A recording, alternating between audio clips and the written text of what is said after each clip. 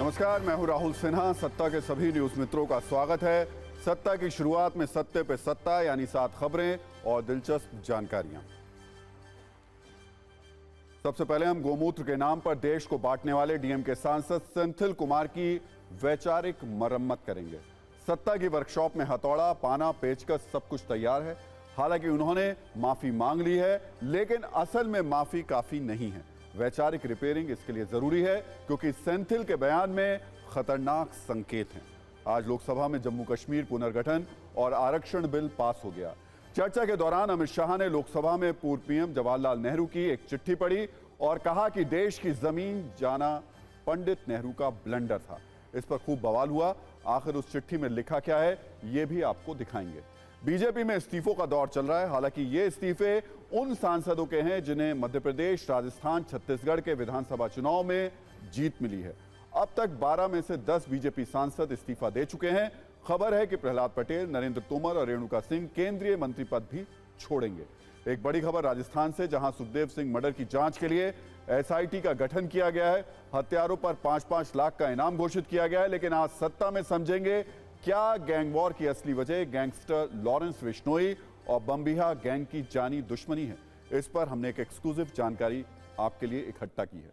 सत्ता में जरूरी खबर भूकंप से जुड़ी हुई है।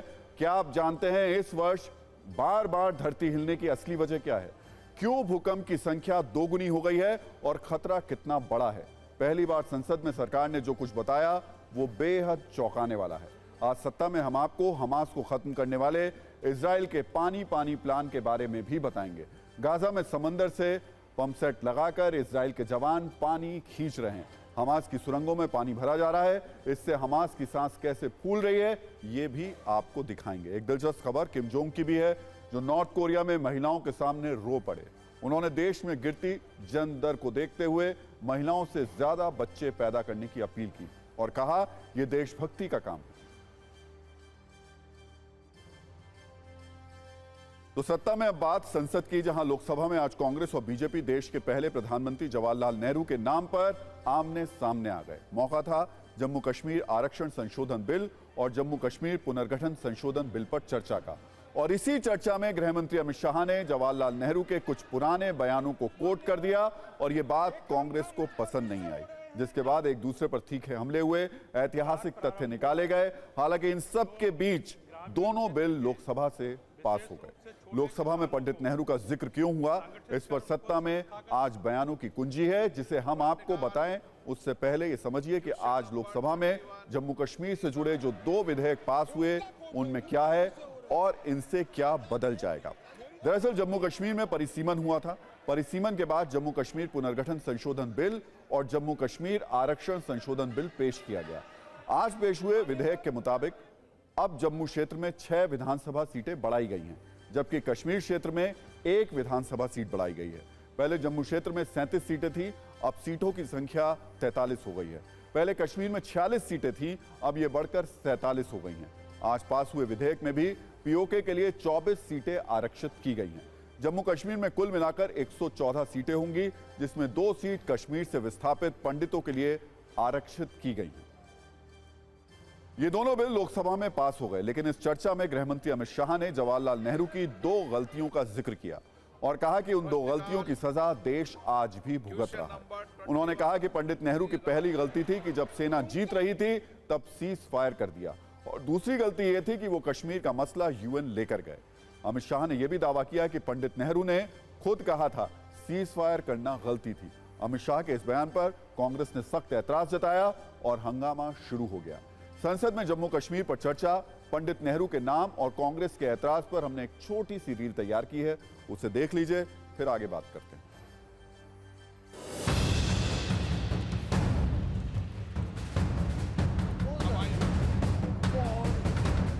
यूनाइटेड नेशन के अनुभव के बाद मैं इस निष्कर्ष पर पहुंचा हूं कि वहां से कुछ संतोषजनक नतीजे की उम्मीद नहीं की जा सकती। मुझे यह एक अच्छा फैसला लगा इनटू ब्रैकेट सीज फायर। मुझे यह एक अच्छा फैसला लगा, लेकिन इस मसले को ठीक से नहीं निपटा गया। हम सीज फायर और विचार करके कुछ बेहतर मार्ग निकाल सकते थे। मुझे लगता है ये भूतकाल में हमसे द्वारा की गई गलती है। इसमें आपत्ति है? नहीं कर सकते, स्वयं जवाहरलाल नेहरू ने कहा है। गृह मंत्री अमित शाह जी राजी हो चुके हैं। दिन भर चलिए, नेहरू देश के लिए हानिकर है और आप देश के लिए कल्याणकारी हो। एक दिन भर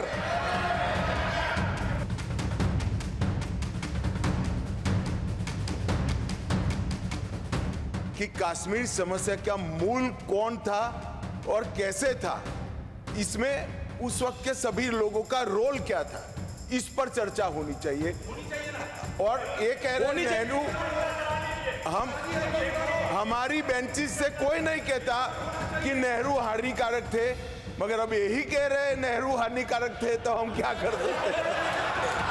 आप कह रहे हैं जब आपने कॉन्स्टिट्यूशनल ऑर्डर 272 निकाला और 367(4) उसमें प्रावधान किया और कहा कि लेजिस्लेटिव असेंबली का मतलब भारत की संसद है, आप ये भूल गए जब आपने पार्लियामेंट को जम्मू कश्मीर की असेंबली में तब्दील किया। तो जम्मू कश्मीर संविधान की धारा 147 है, which says that no bill can be entertained in the legislative assembly which changes the constitutional arrangements between Jammu and Kashmir and the Union of India. वैसे आज संसद सत्र का तीसरा दिन था। अभी संसद सत्र काफी दिनों तक चलने वाला है और लोकसभा चुनाव भी करीब है। ऐसे में सर्दियों के मौसम में राजनीतिक तापमान भी बढ़ा हुआ रहेगा, लेकिन जम्मू कश्मीर में सीटों की संख्या में बदलाव के बड़े नतीजे हो सकते हैं। हमेशा से ये आरोप लगते रहे हैं कि जम्मू और कश्मीर के बीच विधानसभा सीटों की संख्या का बैलेंस बिगड़ा हुआ है। इसको लेकर राजनीति भी खूब होती रही है। अब सरकार इस संतुलन को अपने हिसाब से कायम करने की कोशिश कर रही है। देखना यह है कि बीजेपी को इसका कितना सियासी फायदा होगा और सबसे बड़ी बात यह कि जम्मू कश्मीर में चुनाव कब होंगे।